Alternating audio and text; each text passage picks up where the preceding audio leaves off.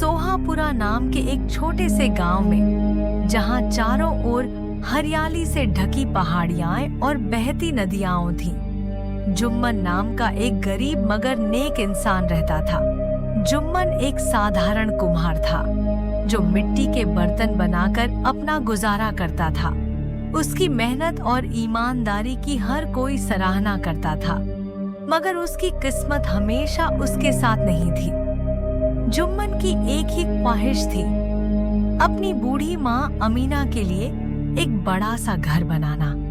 वह दिन रात मेहनत करता, मिट्टी से बर्तन बनाता और फिर उन्हें गांव के बाजार में बेचने जाता, लेकिन उसकी मेहनत का फल अक्सर उसके हाथ से फिसल जाता।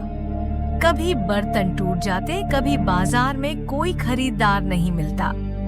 हर बार जब वह निराश होकर घर लौटता, उसकी माँ अमीना उसे प्यार से समझाती, बेटा, मेहनत तो इंसान के हाथ में है, लेकिन किस्मत का खेल बहुत अजीब है। कभी हम जितनी भी कोशिश कर लें, सब कुछ पहले से तय लगता है। जुम्मन की माँ की बातों में एक गहरा सच छुपा था, मगर जुम्मन ने हार मानने की आदत नहीं बनाई थी। वह फिर से अगले दिन की शुरुआत करता और इस उम्मीद में अपने बर्तन बनाने लगता कि शायद उसकी किस्मत का सितारा आज चमक उठे।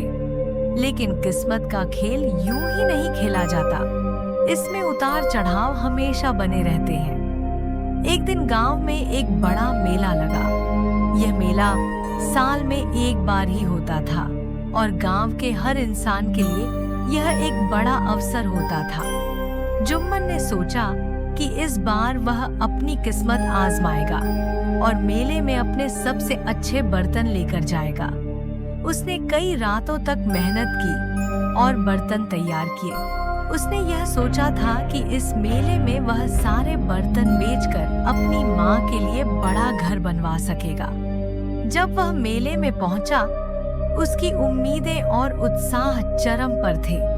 उसने अपने बर्तन सजाए और ग्राहकों का इंतजार करने लगा, मगर मेले में इतने सारे लोग थे कि किसी का ध्यान उसके बर्तनों पर नहीं गया। दिन ढलने को था और जुम्मन के बर्तन वैसे के वैसे रखे रहे। उसकी उम्मीदें धीरे धीरे टूटने लगी।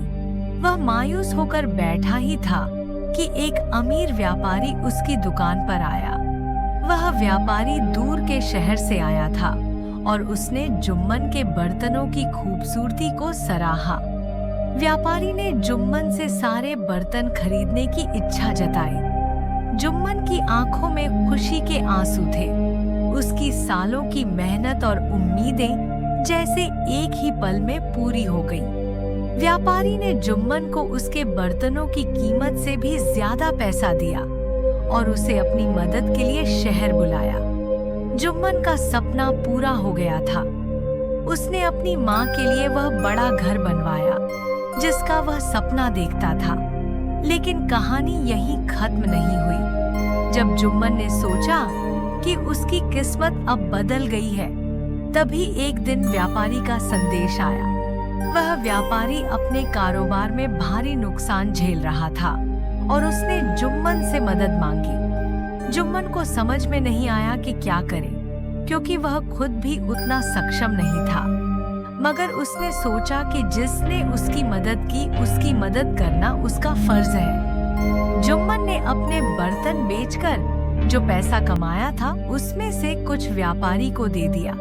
उसने फिर से अपने बर्तन बनाने की शुरुआत की और सोचा कि एक बार फिर किस्मत उसके साथ खेल रही है। मगर इस बार उसने सीख लिया था कि किस्मत का खेल चाहे कैसा भी हो, मेहनत और ईमानदारी कभी व्यर्थ नहीं जाती।